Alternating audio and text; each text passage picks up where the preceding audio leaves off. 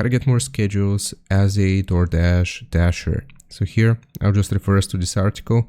So if you want to get more schedules on DoorDash, or if you want to make more money, so work more, you gotta use or make use of the early access program. So how this works, basically, you can schedule up to 6 days in advance, beginning at 3 p.m. each day. So for example, if you have qualified for early access on Friday at 3 p.m., you would create to see next Thursday's Dasher's schedule. And this program is active around US and Canada. So if you want to qualify, you will need to have a customer rating of at least 4.6 and a completion rate of 95%.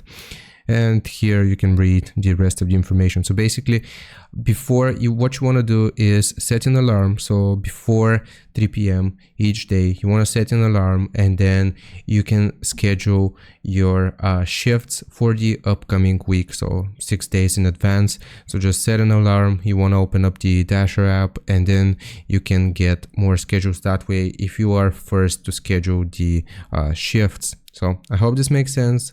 Leave a like and sub, and I'll see you next time.